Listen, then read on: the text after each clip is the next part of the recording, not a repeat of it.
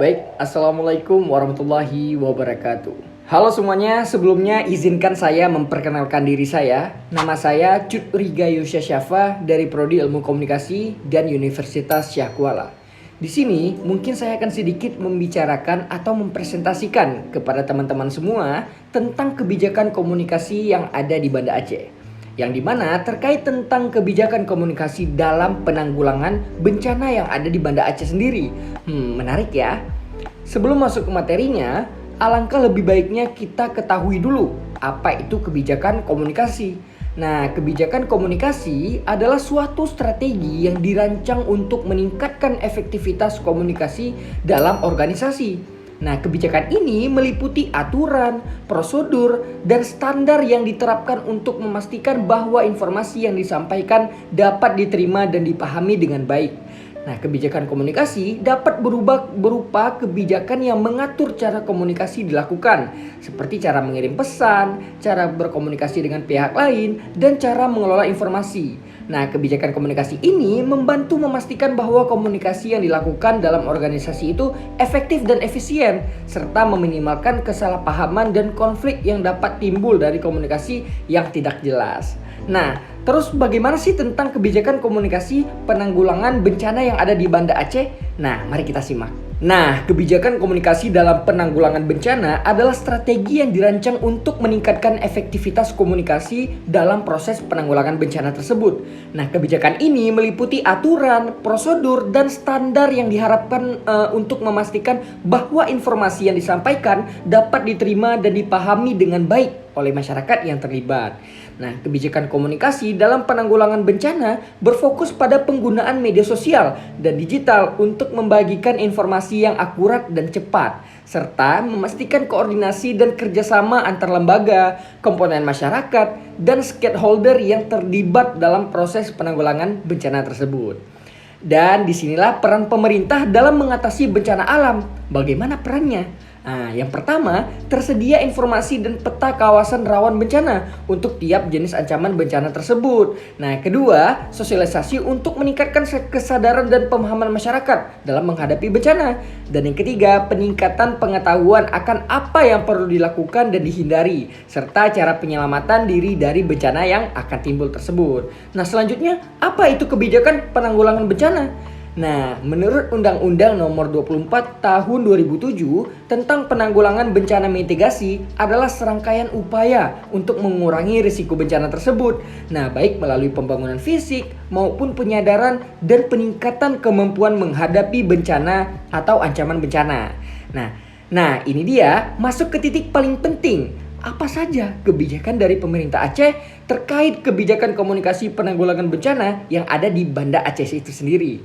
Nah, kebijakan pemerintah Kota Aceh terkait komunikasi saat terjadi bencana alam berfokus pada penyebaran informasi peringatan dini bencana maupun melalui siaran televisi digital. Nah, penguatan mitigasi bencana di Aceh terus dilakukan setelah 19 tahun terjadi gempa bumi dan tsunami pada 2004. Nah, program ini diinisiasi Komunikasi Penyiaran Indonesia atau KPI Aceh dan diluncurkan Wakil Menteri Komunikasi dan Informatika Nezar Patria pada 26 Oktober 2023 di Museum Tsunami Kota Banda Aceh. Nah, kebijakan pemerintah Kota Aceh terkait komunikasi saat terjadi bencana alam dapat mencakup beberapa strategi. Seperti yang pertama, sistem peringatan dini. Nah, mereka mungkin memiliki sistem peringatan dini yang efektif untuk memperingatkan penduduk akan bencana yang akan datang melalui berbagai saluran komunikasi, termasuk radio, televisi, pesan teks, dan pengumuman umum. Nah, yang kedua, jaringan komunikasi darurat. Nah, pemerintah Kota Aceh mungkin memiliki jaringan komunikasi darurat yang kuat, seperti jaringan radio aman untuk memastikan bahwa pesan penting dapat disampaikan dengan cepat dan efisien kepada masyarakat dan pihak yang terkait. Nah, selanjutnya yang ketiga itu ada pelatihan dan pendidikan masyarakat. Nah, mereka mungkin juga melakukan pelatihan dan pendidikan masyarakat tentang tindakan yang harus diambil saat terjadi bencana, serta cara menggunakan alat komunikasi darurat yang tersedia. Nah, yang keempat, kerjasama dengan media itu sendiri. Nah, kerjasama dengan media lokal dan nasional juga dapat menjadi bagian dari kebijakan mereka untuk memastikan informasi yang akurat dan terkini disampaikan kepada masyarakat selama dan setelah bencana. Selanjutnya, yang kelima itu ada pemantauan dan evaluasi. Pemerintah Kota Aceh mungkin melakukan pemantauan dan evaluasi terus-menerus terhadap efektivitas sistem komunikasi mereka selama bencana dengan tujuan untuk meningkatkan respon di masa yang akan mendatang. Nah, ini dia, masuk ke tahap penting selanjutnya, yaitu tahap evaluasi efektivitas komunikasi pemerintah dalam situasi darurat. Yang dimana evaluasi efektivitas komunikasi pemerintah dalam situasi darurat di Aceh dilakukan dengan menggunakan berbagai metode dan indikator. Berikut adalah beberapa contohnya. Yang pertama, seperti evaluasi menggunakan teori komunikasi krisis, yang dimana pemerintah Aceh menggunakan teori komunikasi krisis untuk mengevaluasi efektivitas komunikasi dalam situasi darurat. Nah, teori ini mempertimbangkan faktor-faktor seperti keberadaan informasi yang benar, valid, dan presisi, serta kemampuan pemerintah dalam mengkomunikasikan informasi tersebut kepada masyarakat. Nah, yang kedua, evaluasi menggunakan model komunikasi. Nah, pemerintah Aceh menggunakan model komunikasi untuk mengevaluasi efektivitas komunikasi dalam situasi darurat. Nah, model ini mempertimbangkan faktor-faktor seperti strategi komunikasi, tujuan, audiens, dan media yang digunakan. Selanjutnya, yang ketiga, evaluasi menggunakan indikator. Nah, pemerintah Aceh menggunakan indikator untuk mengevaluasi efektivitas komunikasi dalam situasi darurat. Indikator ini meliputi kemampuan pemerintah dalam mengkomunikasikan informasi yang benar, valid, dan presisi, serta kemampuan masyarakat dalam menerima informasi tersebut. Nah, mungkin hampir sama dengan yang sebelumnya. Selanjutnya, evaluasi menggunakan survei. Pemerintah Aceh menggunakan survei untuk mengevaluasi efektivitas komunikasi dalam situasi darurat. Nah, survei ini dilakukan untuk mengetahui bagaimana masyarakat menerima informasi yang disampaikan oleh pemerintah, serta bagaimana pemerintah dapat meningkatkan efektivitas komunikasi dalam situasi darurat.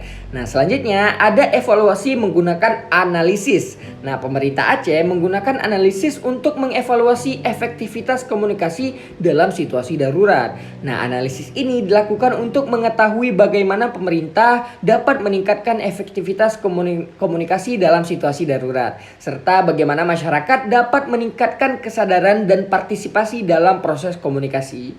Nah, dalam evaluasi efektivitas komunikasi, pemerintah dalam situasi darurat di Aceh, pemerintah menggunakan berbagai metode dan indikator untuk mengetahui bagaimana komunikasi dan dapat meningkatkan kesadaran dan partisipasi masyarakat dalam proses penanggulangan bencana tersebut. Nah, dari tadi kan kita udah berbicara tentang evaluasi, beberapa strategi, serta kebijakan pemerintah Aceh sendiri terhadap penanggulangan bencana yang ada di Banda Aceh. Nah, tentu saja ada dampak-dampak baik dari segi kelebihan maupun kekurangan dari kebijakan tersebut. Nah, apa saja? Ini dia. Dampak yang akan terjadi dari kebijakan pemerintah Kota Aceh sendiri terkait komunikasi saat terjadi bencana alam dapat mencakup beberapa hal. Seperti yang pertama, peningkatan kesadaran masyarakat itu sendiri. Yang kedua, penurunan resiko. Yang ketiga, peningkatan efektivitas respon. Dan yang keempat, meningkatkan kepercayaan masyarakat. Dan yang terakhir, peningkatan efektivitas pemantauan dan evaluasi.